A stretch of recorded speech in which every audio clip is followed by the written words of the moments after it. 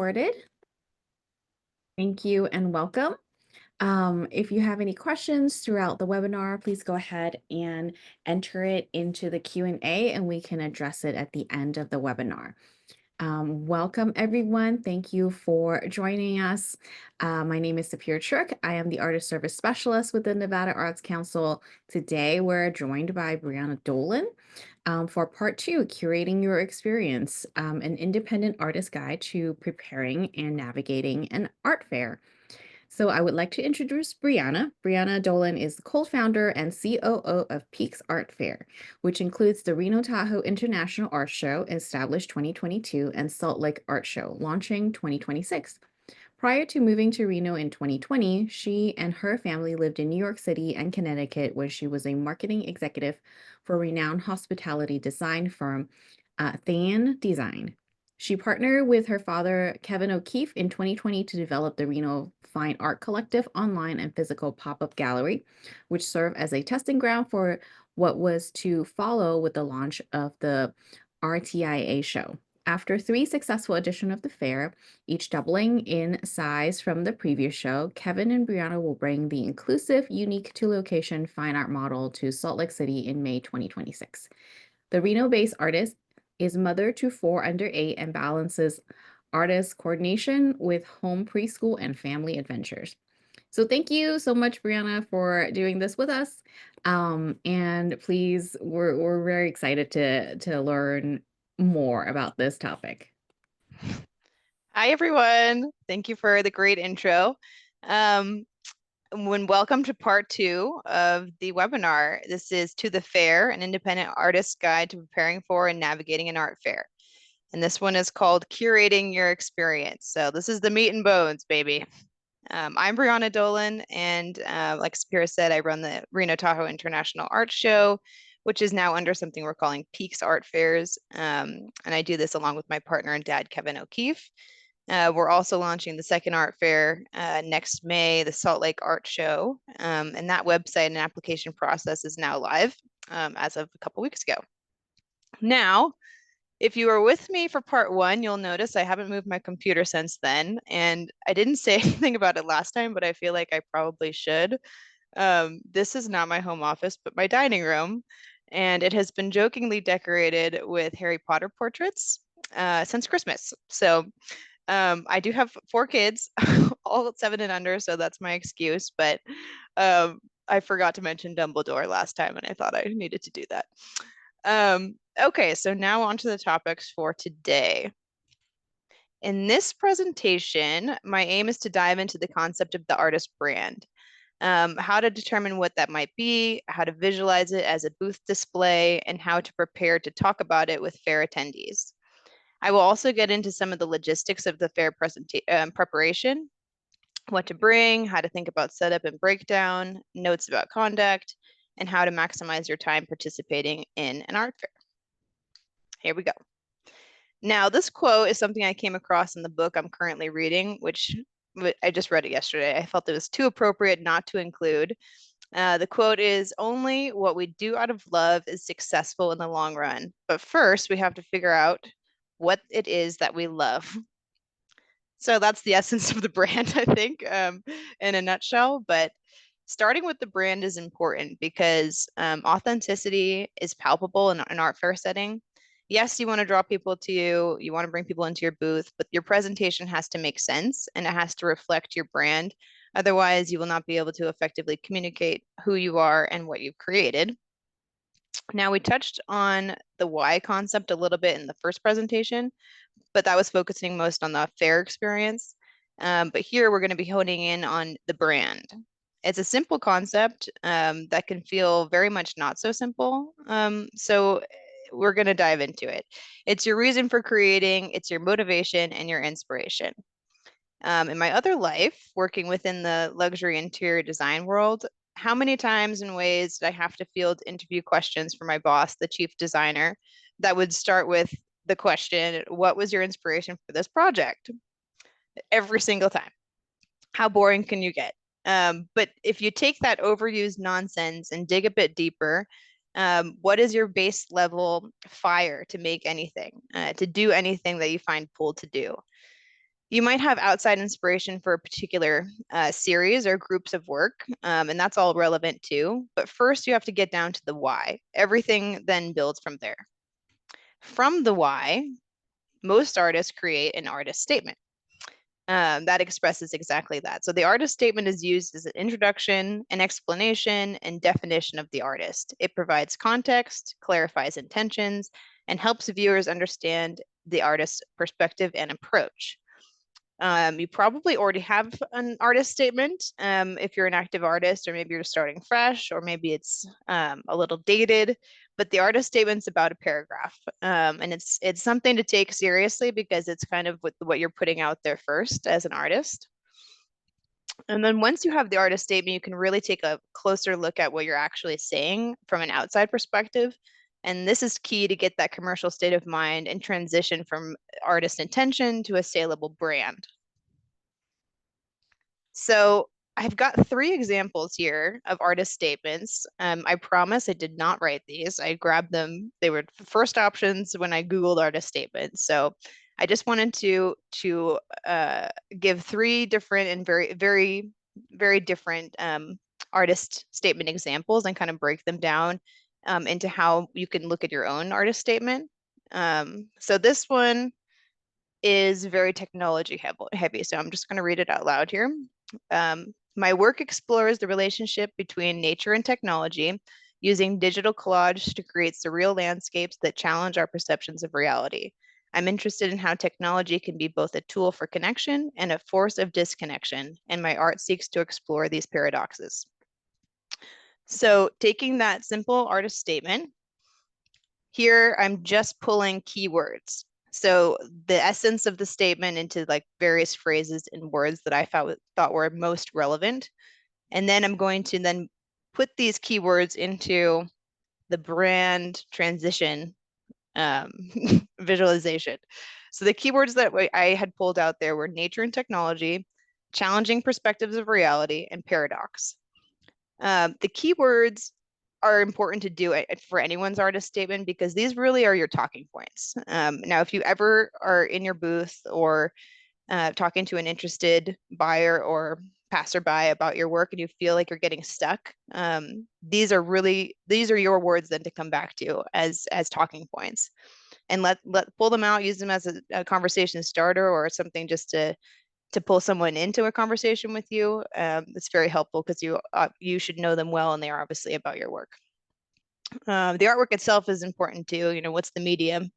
So if you then take the keywords with the medium, we're then going to move on to transition words. So this is a little flow chart, just to kind of visualize the thinking here to transition from artist intention into then a uh, outside perspective, an observation perspective, to create these transition words, which are more commercialized. Um, I with these transition words, I mean, they're very similar to the keywords, but basically it's just as if you're reading this artist statement from an outside position. So what I've come out with here is tech leaning, alternative reality, challenger, coming with the paradox. From there, we want to begin to visualize the brand as an exhibition display because that's really the point of doing this, is to kind of figure out how you're going to show yourself visually as well as the talking points. So we're considering the following things: color, space, environment, and accessories. And I'll get into those categories a little bit more in depth later. But just for this example, some considerations the artist might take when thinking about those things are the collages colorful? How should they be presented? Should it be up against added color or maybe a lack of color? How is the color between the collages speaking to each other? How are your positioning and hanging works together? Should there be technology in the booth that the audience can engage with? And then maybe think about how to visualize paradox. So maybe it's with the color or the space on the walls. Maybe it's with live plants next to the technology addition to the booth. There's a lot of options, but these are the kind of questions that you would then start to ask, taking the perspective of an outsider to what you've written for your artist statement. All right, so here's a second example. This one's a little bit more descriptive. I use oil paints to disrupt the purity of the blank canvas with abstract shapes and lines. I feature very loosely interpreted seascapes and sunsets prominently. I've lived my whole life steps away from the ocean, and I find it the most meaningful inspiration. My pieces attempt to join the joy of abandon with color to create bold, bright, daring pieces. Living in Miami, I'm no stranger to vibrancy and create works that transport others to this magical space. Oops. So, oops, I don't know what I did there. Sorry, I don't know. You said no, don't time me. Ignore that, please. Okay, so same thing for this one. Just pulling out the key notes there, key words, key phrases. So what I've come up with the keywords here are abstract, joy of abandon, bold, bright, daring, vibrant, and Miami. So again, these are your talking points as an exhibitor, or at any point really talking about your art. You can kind of come back to these keywords that you've written yourself from your statement. The work is oil paintings. Now, the transition words here, the observation words, again, it's just building on what you've already written, but now taking it from more of a commercial standpoint. So also think about when you're coming up with these words, how you want the viewer or the people in your booth, the audience, the patron, the potential buyer, whoever, to experience what you've done, what you've created. How do you want to make people feel when they look and experience your art? So in this case, I said free, alive, city inspired is pretty basic transition words, but just taking it a little bit outside the like the artist perspective into a more commercial experience that you want your buyer to have. Now doing the visualization for it, same categories, color, space, environment, and accessories. So what's the in order to achieve what the experience that you want your patron to experience based on your work, maybe you start thinking about the environment a little bit differently. So maybe you want your viewers to feel like they're in a beach house and you want to create that environment. Or maybe you want them to connect more to the loudness of the art, the vibrancy, the connection to Miami. So maybe you need to include some nodes to that kind of scenery in the booth. If the work is really very bright and bold colored, maybe everything else needs to be blank, or maybe you want to add more color to lean into that kind of that aspect of the brand. Uh, so it's a lot of just questioning yourself about what you really want to achieve based on what you've claimed to be and what your intention is, and then just building that into a visualized booth space and around the work that you've created. Okay, last example here. This one's a bit moodier. I am drawn to the beauty and complexity of the human experience, particularly the moments of vulnerability and resilience. My paintings aim to capture these moments with bold brushstrokes and vibrant colors, inviting viewers to reflect on their own emotions and experiences. I find inspiration in the stories of everyday people, and I strive to create work that is both accessible and deeply moving. Okay, so I've done the same approach here, just pulling out some keywords. In this case, I've come up with human experience, vulnerability and resilience, bold, vibrant colors, accessible and moving. Um, the transition words here, again, are leaning or are inspired mostly about how you as the artist would want your viewer to experience the work. So presumably based on this artist statement, it's a lot about connecting and being emotionally connected to the work. So connected, personal, deep, these are the words that I've come up there with as transition words. Um, and some of the questions you can then start asking when you get to the visualization stage is maybe should the viewers see themselves in the work? Is that what you want to achieve? And then how do you kind of lean into that? How do you achieve that in an even more impressionable way? Do the works talk to one another, or do they need space to communicate what they want to communicate as far as emotion goes? Do you need like one wall per painting, that kind of thing? How much breathing room does each one need to achieve the emotion that you're going for? If the goal is connection, maybe think about what kind of seating that you want to have around him. If it's hard chairs, no one's going to want to sit and talk about how they feel about the painting. So you want to be able to create an environment that people feel that they're now being invited to sit and talk and connect and all these things. So that would be on brand for this particular artist. Okay, so these were the topics that were part of that visualization, and I just want to go into them a little bit more in detail. So when you're thinking about how to visually communicate your brand within your booth space, it's not just about these four elements either. Now you would take it a step further while thinking about these items. You are aiming to draw people in, create a memorable and enjoyable experience, and leave a lasting impression. You want people to come back, and you want them to come back with other people. That is the main goal. And again, the goal is to first have the experience of communicating your brand effectively with different kinds of people. This is from part one. Then to make lasting impressions, and then make sales. Sales also might happen even after the event when attendees are back home and thinking, they're sitting in their living room and they're like, oh, yeah, it would work great in this room, whatever it is that they are talking about. So, color. Is it going to be paint on the walls or like some kind of wall covering?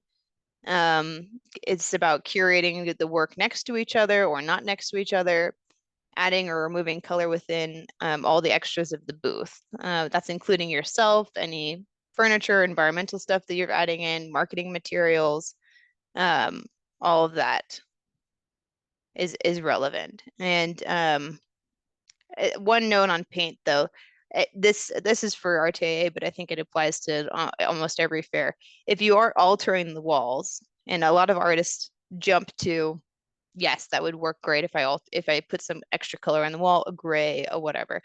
It usually does come with a cost, because then the walls, at least that are rented, need to be repainted afterwards, brought back to a refresh start. So understanding the charge there, and then if you're adding anything to the walls, it's sticking, like a wall covering. You just need to be familiar with what's going up and whether it will come down without leaving residue, because that's also problematic.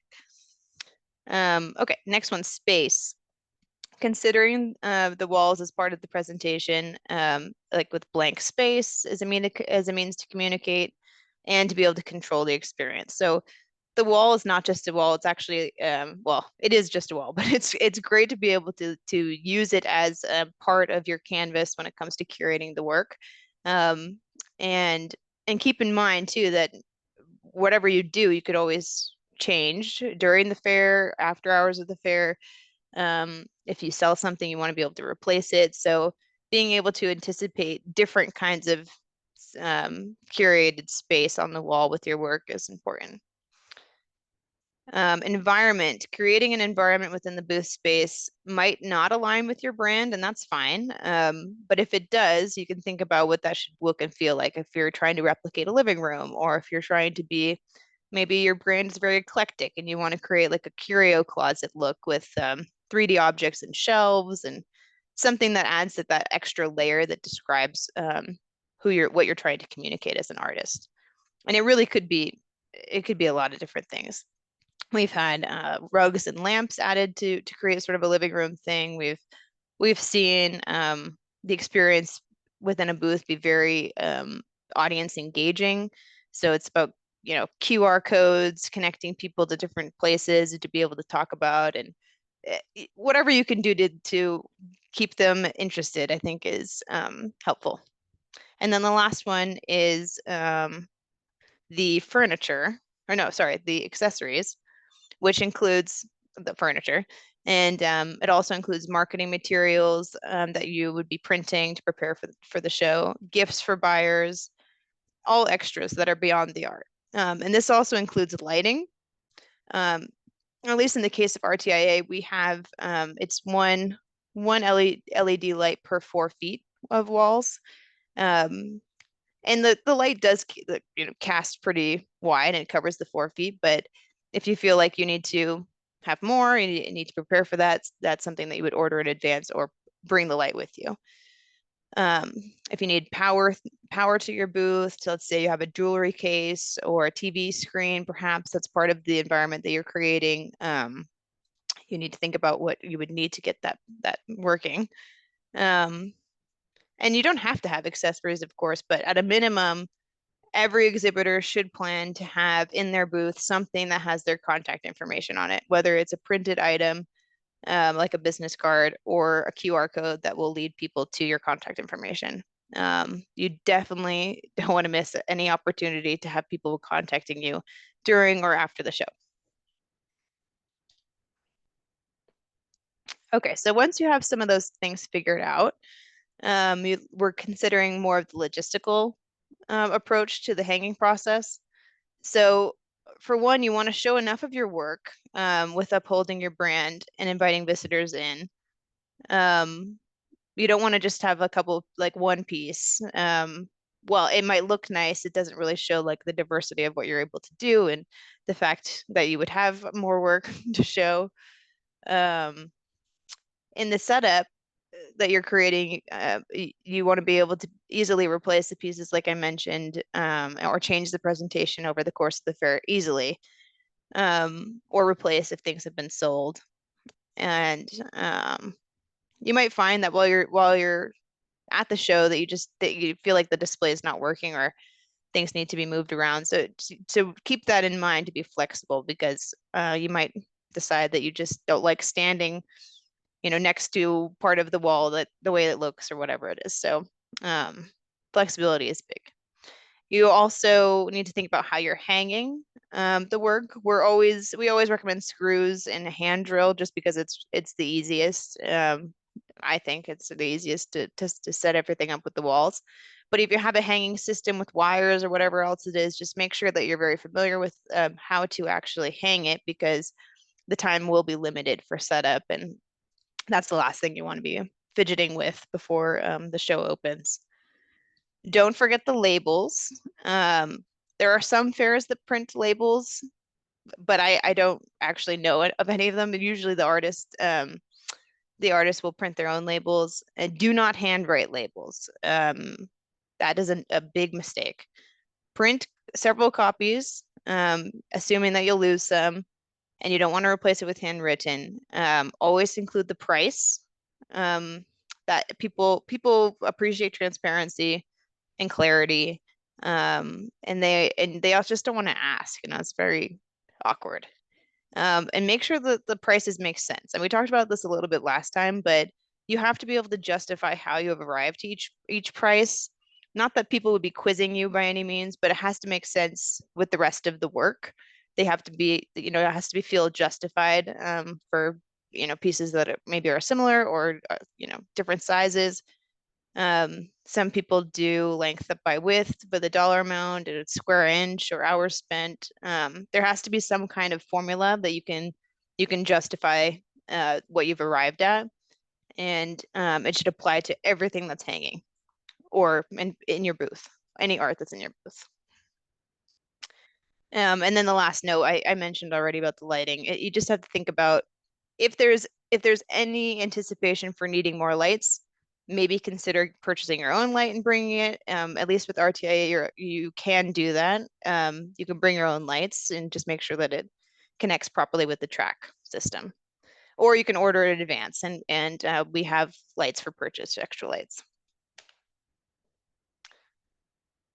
Okay, so beyond the booth itself, how are you going to continue to draw people in to make a memorable experience and making a lasting experience? Think about your personal presentation. How do you actually fit into the booth space that you've created? Your appearance, your energy, all of this seems like it's like the last thing that you want to think about, but you in the end are the art. So you have to be able to fit in with what you've created and be able to represent it in a physical way. Um, you want to have the materials, as mentioned, for people to walk away with. It could be a gift of some kind, like a sticker or a business card, whatever it is, um, or just the information about you as an artist. And you can have other kinds of gifts too for if people have purchased a piece of art. Maybe it's more of a postcard kind of thing or something that continues the relationship with between you and that buyer. And then if you're aiming to capture contacts from visitors, think about how to do that. Is it going to be a physical sign-up sheet, or maybe it's a QR code about where they can scan and then add their email into your system? That's always easy, and you want to be able to continue communicating with people that showed an interest.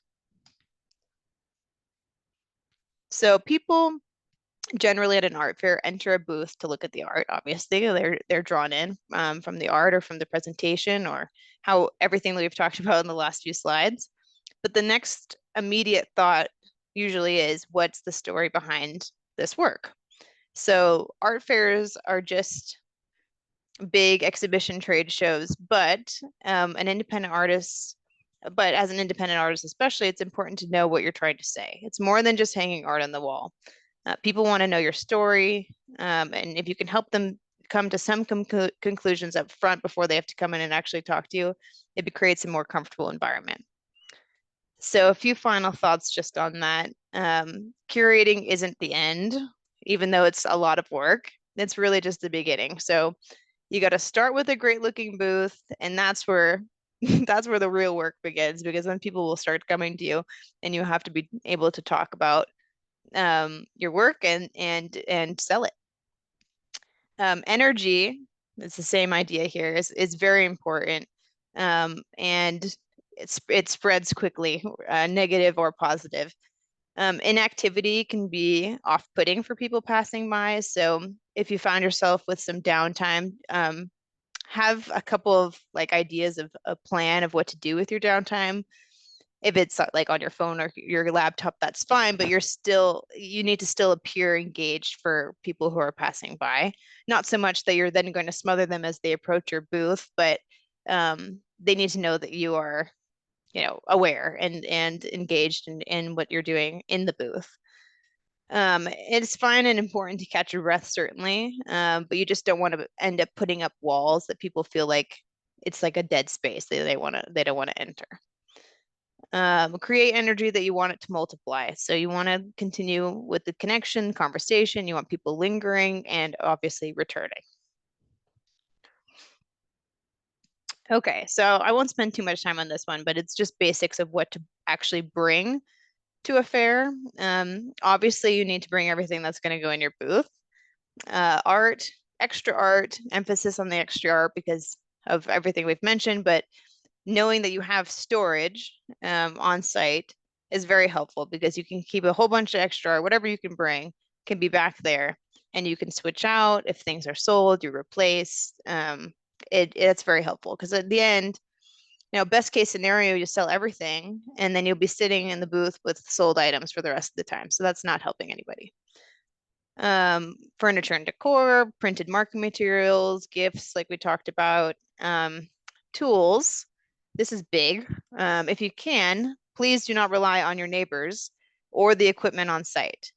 Obviously, if you're coming from a distance, no one's going to expecting you to bring ladders or a step stool or anything like that. But if you need to use tools or equipment that you don't have, you need to factor that into your time for setup. And just be very open and communicate that from the beginning, because otherwise everyone's upset. If you're waiting for tools or waiting for this, and you just need to have an idea of what you will need and how you're going to get it if you're not bringing it yourself.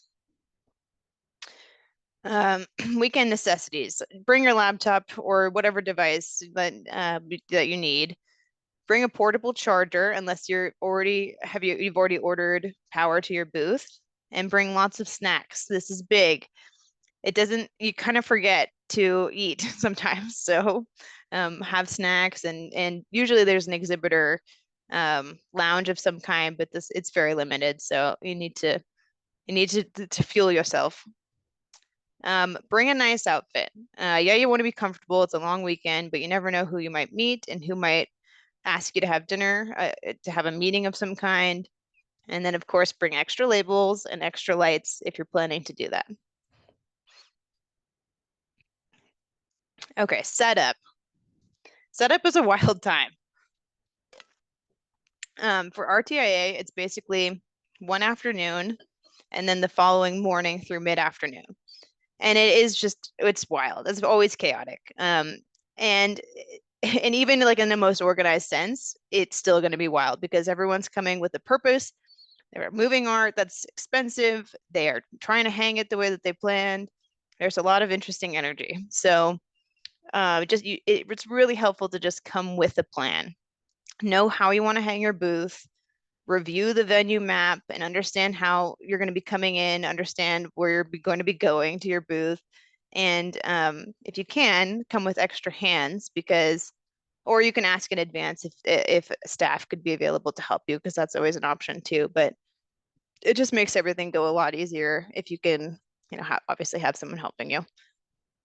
And then time goes very quickly, as you can imagine. So if you are planning to test different ideas or paint walls or um, anything that's going to double or triple the time it takes to set up, please plan for that, especially with the paint, because yes, it will dry, but if you end up hanging stuff on even slightly wet paint, it's very risky. So not recommended. And then last, this is a surprising thing that I felt like I need to mention, but it's been done. Don't miss the opening. Be at your booth before the guests arrive and be ready. And this applies for really every day of the show, but especially that opening night. In the case of RTA, it's the Thursday night preview event, and it's just really not a good look to have exhibitors walking past attendees who are already there to get to their booth. So if that can be avoided, I recommend that. Okay, this is a this is a tricky one. I almost didn't put it in, but I feel like it's worth talking about. So, and I could probably speak to it for a very long time, but I'll just give like some very simple examples. So, one year, during setup, this is like the busiest setup time. I had an exhibitor just screaming at me from across the entire hall, yelling my name, accosting me because his booth was 2 feet too short, which is rare. I will say that's fair. That's fair. That's a rare problem. This obviously it was a setup mistake and it was my responsibility to fix it, but the screaming, the cursing, did like absolute rage of this person. It put everyone, the entire building, and in the whole region, was on edge. So it was a total nightmare, and I was also very pregnant, so it was not a good experience, and he will not be invited back. But the point there is, it's also important to note that your perception of fair management it might not be accurate. So in the case of RTIA, it's literally just me and my dad. We have a crew that helps us set up. We have a great two team members that come in and help. Um, but we're building this business and we're not making a penny. It's truly a labor of love and it's a dedication to the city of Reno and its artists. So obviously this is not the case for every art fair, but like that's our case. And so when we have exhibitors with a huge complaint list, after a while it just becomes too difficult. So we will always do what we can to fix or help a situation where someone's not happy, but sometimes we just can't.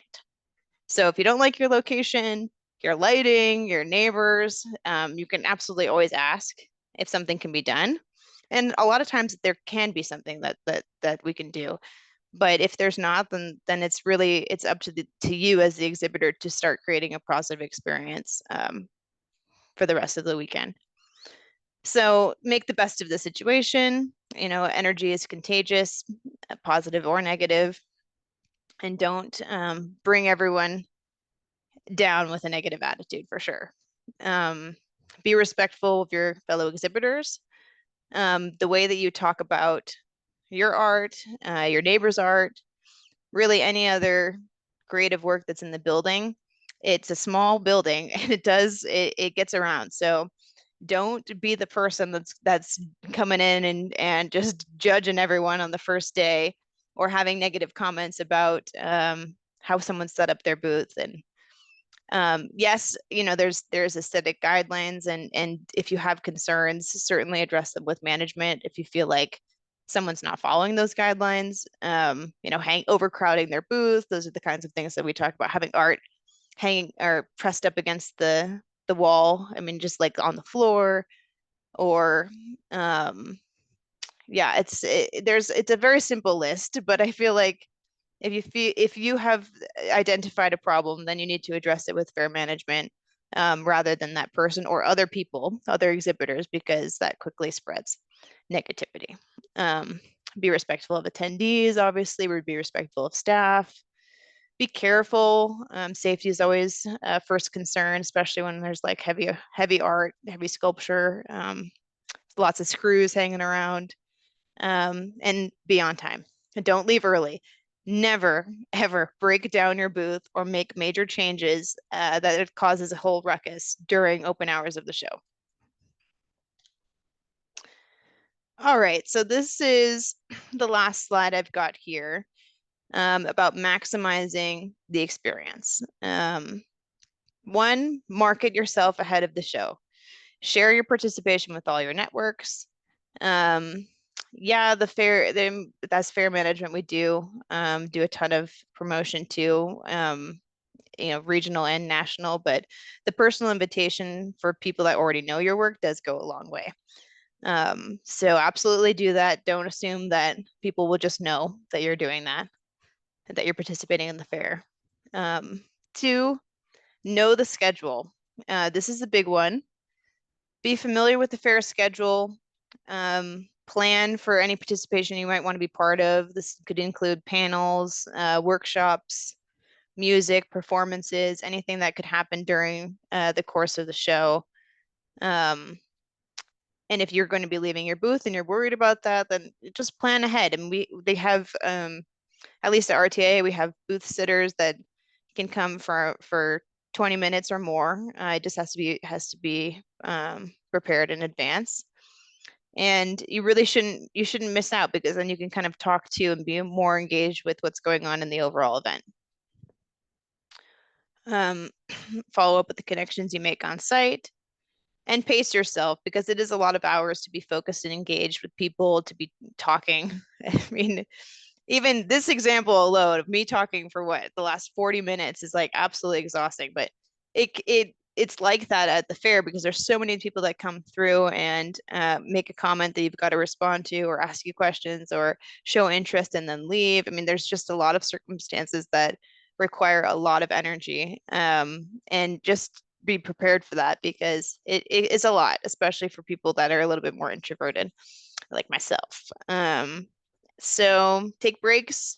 The fair hours usually allow for a morning time. Like we start at 11. And so we have that morning time to relax. And then obviously after the fair is done, sleep. But that said, too, if you're traveling from outside the area, do try to take advantage of the time while you're there because there's really nothing worse than seeing a city only by the hotel room. So I would definitely encourage those who are coming from afar to at least plan for one, exploration hour where you can take it all in and say that you've actually seen the city, because it's that would make your experience even better, especially in Reno or in Salt Lake. So that's the end of my presentation. I know I've covered a lot of stuff, so I'm happy to go back or whatever, answer some questions. Yeah, if you have any questions, go ahead and enter it in the Q&A or raise your hand. I do see a few questions that we already have. The first question is, what advice do you have for inviting patrons to come around corners of walls? Corners of walls. Um, I think probably if you're suggesting that the booth is in like an awkward position, and you feel like they're not going to turn around and go around to see the whole booth, the solution there is to create some point of interest so that they know that there's something behind it. So whether it's asking fair management to put some chairs or couch or something to create more a table, anything that gets people to kind of keep walking. You can even put a pedestal out with some 3D objects or maybe your marketing materials in front of the booth that way, just to make it obvious that it continues around or that you're there behind a corner. Unfortunately, every building has corners. So it's just like it's really hard not to have a bad spot or have, a spot that's not in the main walking path. But there are workarounds that just basically are showing activity in the places that feel dead.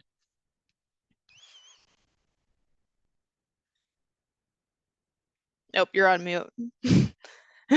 Thank you. Okay, second question. What advice do you have to display both 2D and 3D in the same space?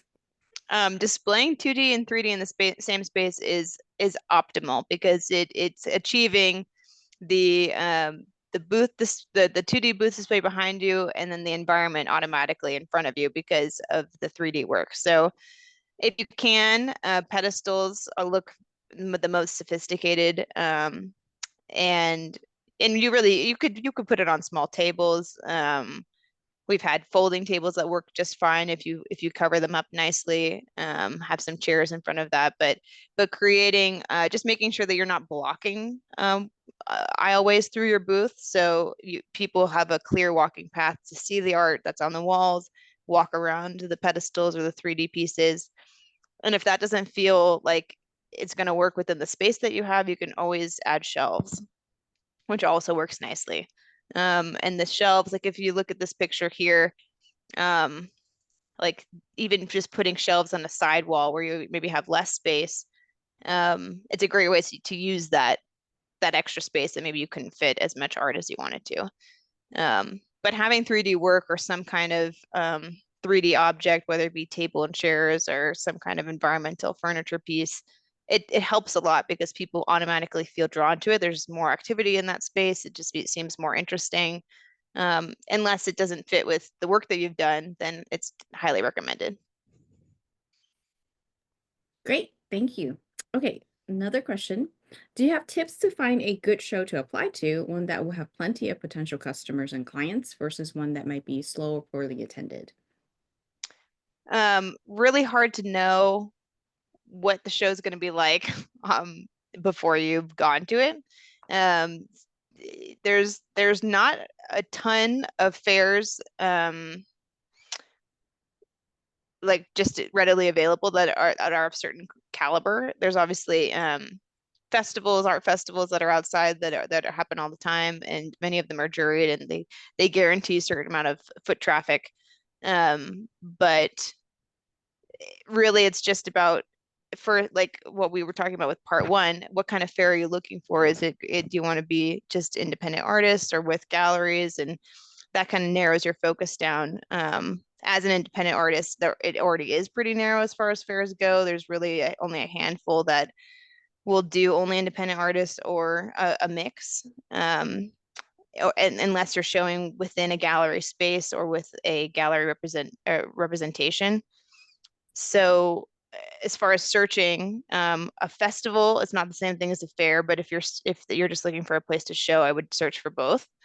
Um, and to determine if you feel like it's a fit as far as like foot traffic and all of that, then just talk to people that have done it before. Usually you can find their past exhibitors, and understand just what you're getting into. But on that note, I think it's important to recognize that foot traffic doesn't necessarily mean that it's the right audience. And that's the case. I mean, it's sure there's lots of buyers that go to festivals or art fairs that get a lot of attendance, but maybe it's not the audience that you're looking for. So that's an important question to ask previous exhibitors, like if they feel like they've talked to people that were truly buyers or interested in engaging with the art rather than just being there as something to do. Awesome, thank you. Okay, next question.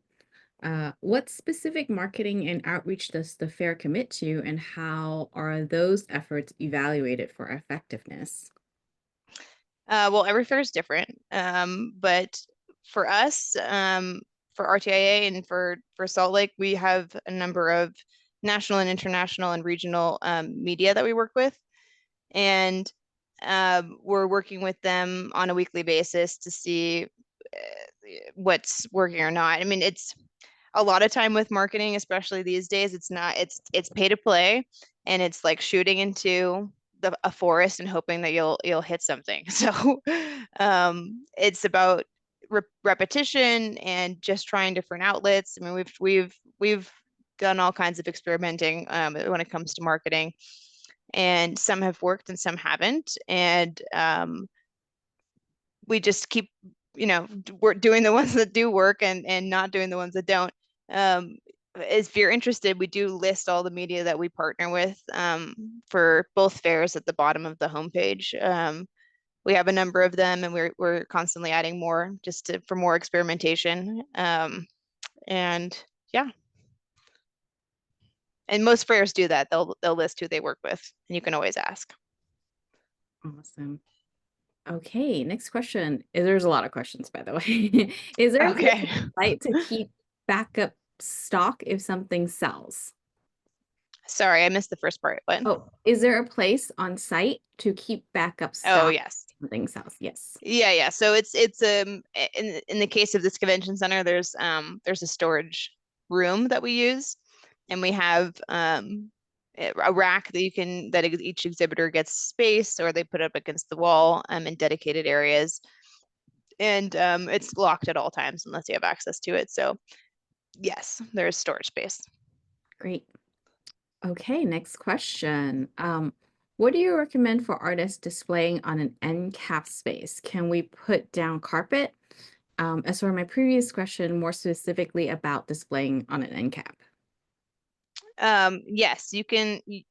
Depending on what kind of end cap you're talking about, there's two at the RTA show. So there's in the heart of Reno, there's end caps that it's a single wall that's 4 feet by 8 feet high, and in that case you've got about 4 feet off the wall to work with, which would allow for a small carpet, small table and chair, and that's about it because it's not a ton of space, but it does help to have something to again extend your space. If you have the 10-foot wall end cap, it's about the same space off the wall, about 4 feet, 5 feet. And again, you can do anything you want really within that space without totally blocking the wall itself, and expanding out beyond that. But yeah, I would definitely utilize the space in front of you. You have to have a chair, so that's at the minimum, and then build from there. So a small table, if it's a rug, decoration of some kind to have your marketing materials on, then absolutely. Great. Next question. It might be a little bit of general. Did you mention how to hang art specifically for paintings? Did you mention? Not really the nitty gritty of hanging, but I did say screws are recommended for all the walls that we use because they're all wood panels, and it's just super easy to use wood screws and of a certain length. I forget what the size is off the top of my head, but um and if you bring a hand drill, then it's really easy to carry even if you're coming from a distance. And as far as like hanging heights and that kind of thing, it's a bit of a different game with an art fair versus like a museum or a gallery where everything hangs at a certain height. Um, you still want to try to achieve an eye level if you've got something that's like a featured piece and then you're building around that. Um, but there's some wiggle room. You don't want to hang at the top six 6 to 10 inches of the wall, and the bottom 6 to 10, because then you start to lose that art, and it just doesn't look as clean. So that's definitely to be factored in, but you can hang in many ways, except don't hang with those sticky things that have the Velcro on them, because they don't work. Well, they work to hang art, but if you try to take them off, they literally pull the wall apart. So don't do that. Right, thank you. All right, this is the last question that I received. From your perspective, oh, there's another one. From your perspective, how would you define the market for our TIA? Would you consider Reno a growing fine art destination, or does it tend to lean more towards casual buyers and general art lovers? I think that everyone is in agreement that Reno has changed already significantly as far as the market for fine art.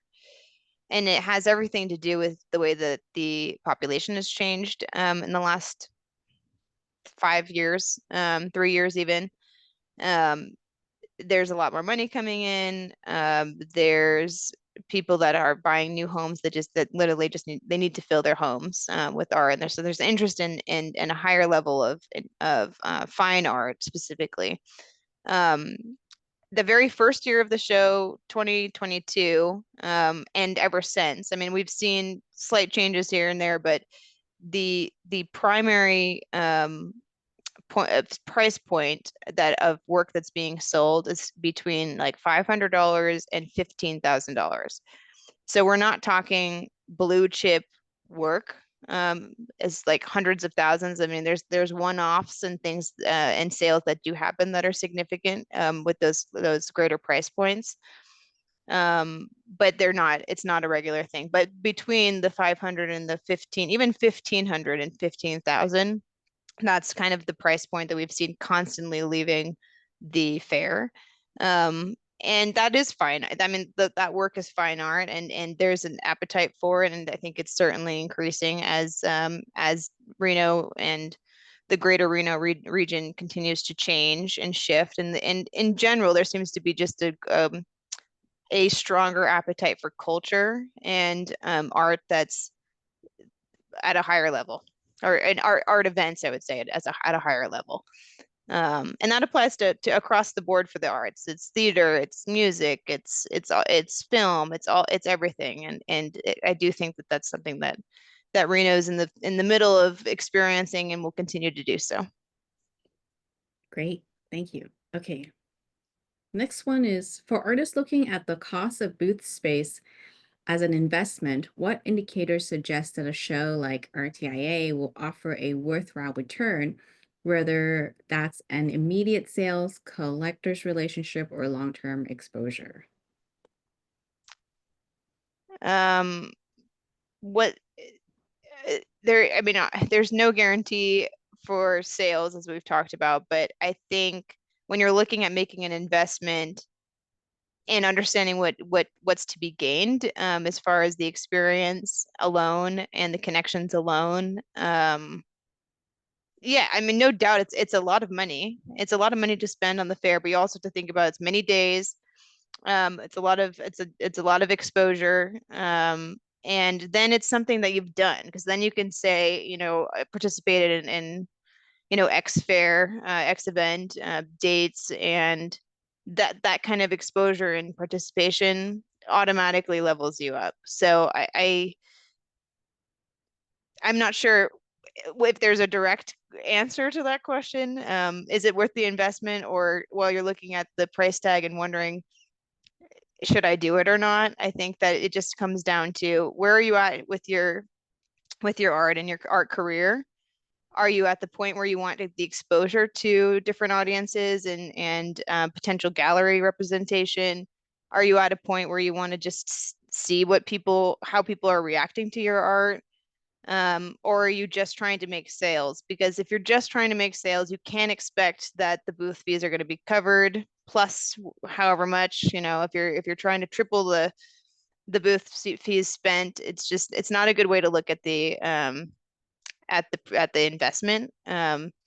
So it just depends on what you're trying to get out of it. I would obviously, I'm a proponent of the fair, and I think that it's worth the experience as someone who's interested in taking their career to the next level. Whatever that's going to look like. Connections alone is big, and to me, it's worth that. Even if you're there with a small wall, at least you're there. Thank you. I think that's all the questions that I've received. Are there any more questions if you would like to either type them in or raise your hand? We have a few more minutes.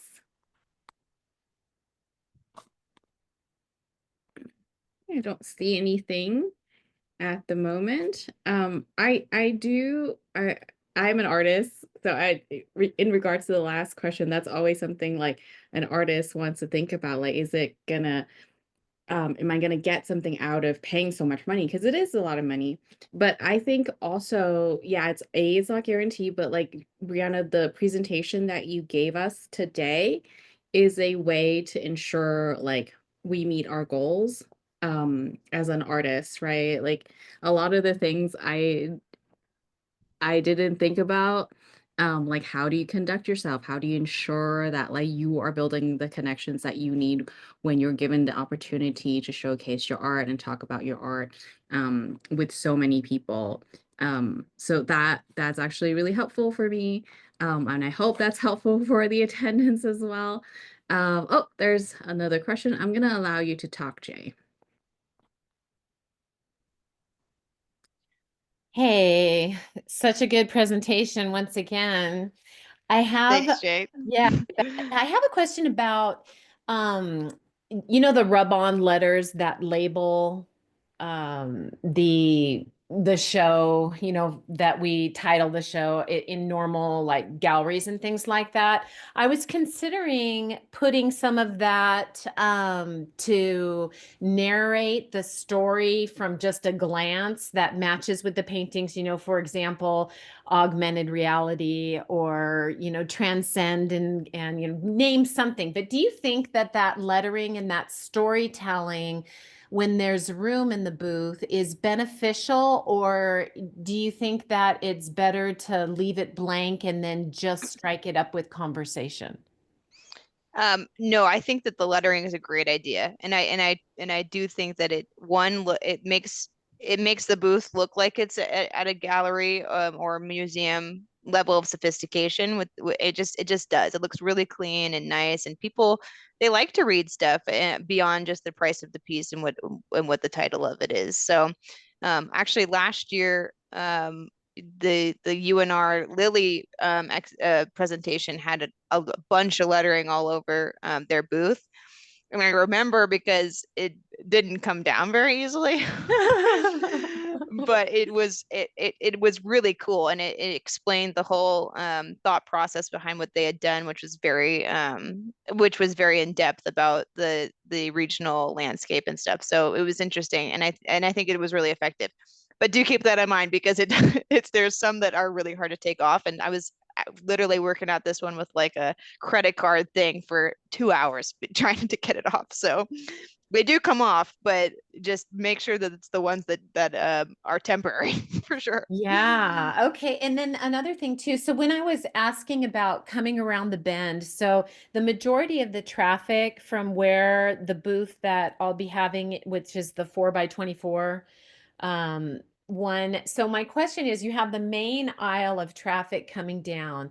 And so I have a 4 foot space then, and then it'll take a left-hand turn to have people come into the space, the main primary space, and there'll be art on that outer shelf. But I just was wondering if there's any, good feng shui that you've recognized as successful to pull people out of the main aisle and take a left-hand turn.